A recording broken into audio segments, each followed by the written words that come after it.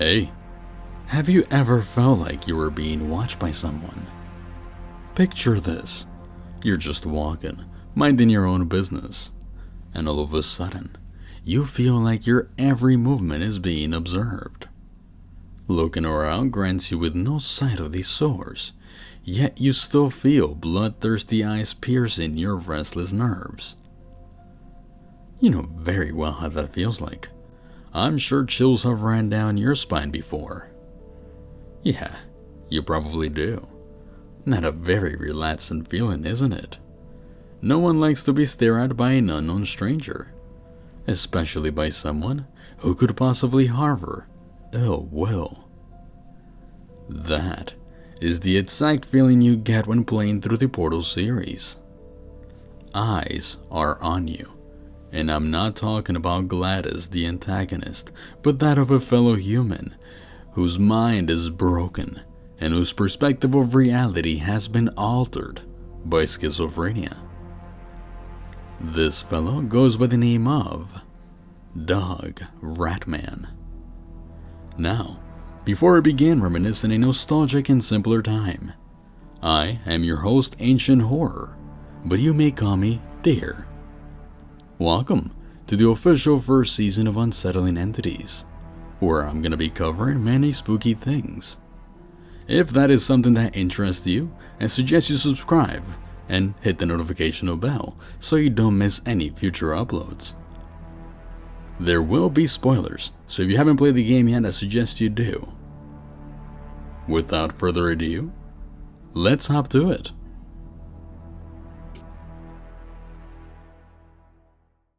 Portal, a fun and smart game which puts you in Shell's shoes, and where you are tasked with solving puzzles with a portal gun. You solve these puzzles in order to reach the antagonist, Gladys, who promised you cake at the end of testing.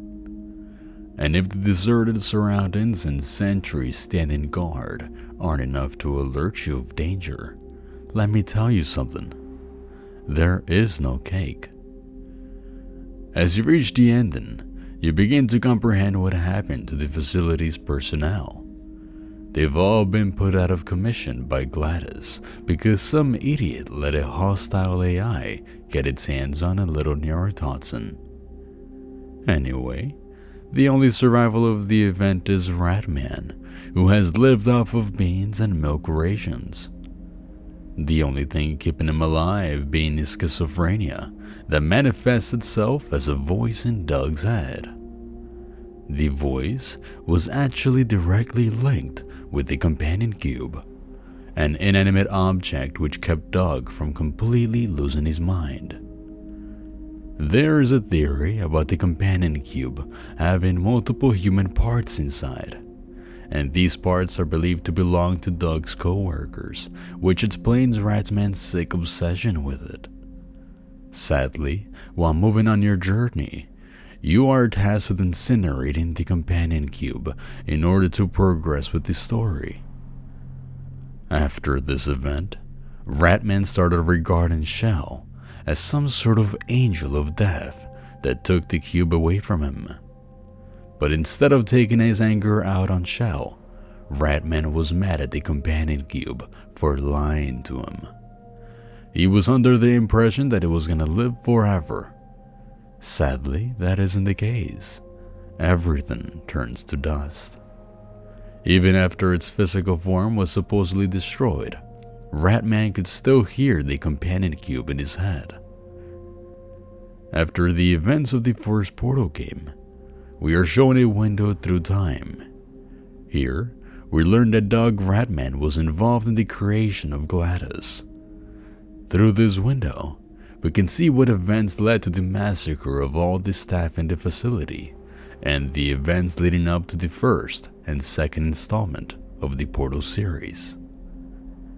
It seems that Rattman's schizophrenia was active even before the whole facility went to shit, and Gladys was more than content to taunt Doug into believing that it was all in his head. Rattman had only 2 ziprasidone pills left, which he promptly saved for an important event. Led by his schizophrenia, He managed to survive and contribute to Shell's picking in the first portal. And as you played the game, each and every move you made was being watched by Doug, which makes the desolated facility that much unsettling. There's also an area where you can clearly hear Rattmann manically whispering to himself. Here, I'll let you listen to it.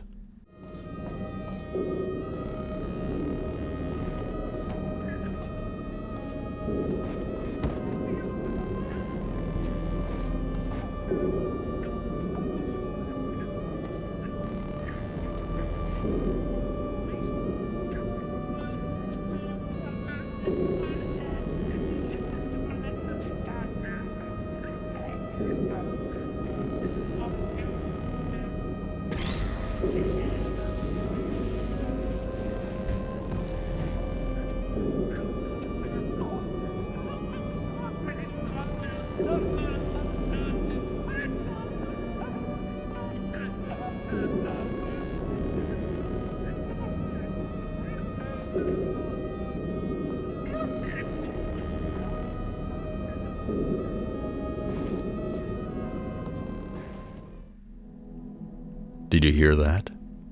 Here, I'll play you a clean, upscaled version with no music.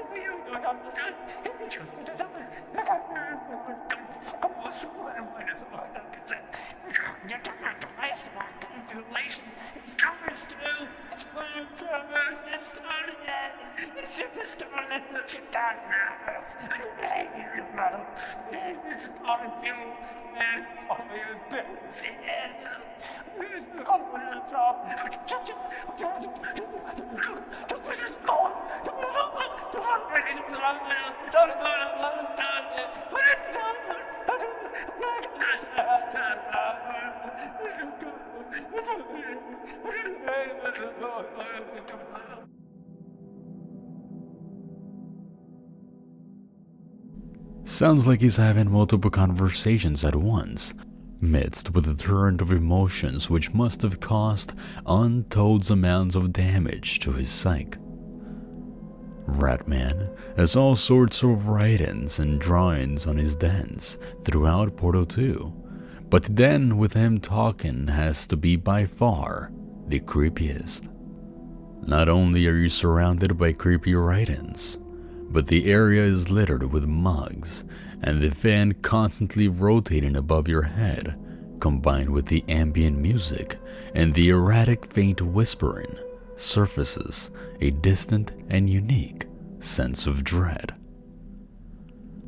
Of course, Rattmann wasn't just a creep drawing shell on walls and scribbling paranoid messages, but he is also your savior. After shutting GLaDOS off and destroying most of the facility, Shell is one step away from being free. However, she falls unconscious and is carried back by a party escort bot and put in stasis back at the facility.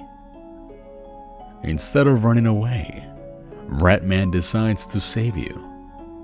He already took his medicine once he saw Shell making her way to GLaDOS, but they only started to kick in while on his way to save her from the now offline cryo chamber. It appears her fight with GLaDOS deactivated the power grid, which means that if left how it was, Shell would die in stasis. Without any other options, and no companion whispering sweet warnings in his mind, he tried to run to the chamber while trying to pass by the sentries. He was promptly shot and passed out only to awaken sometime later next to his companion cube, who after a heartwarming appearance told him it had never left. With the last of his strength and running on pure willpower, Rattmann activated Shell's cryo chamber before experiencing the sweet release of death next to his beloved companion cube. Portal is a brilliant game with an outstanding story.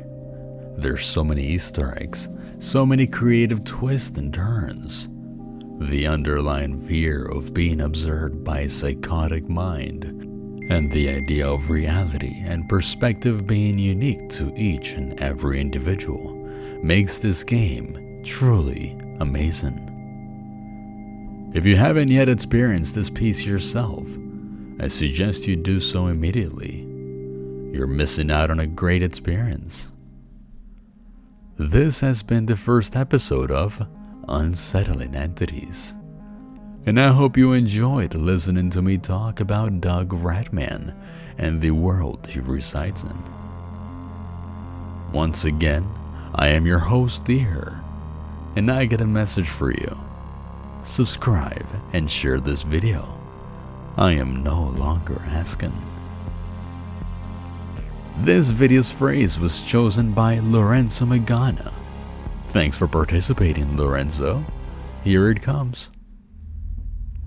And remember, kids, don't be playing with portals.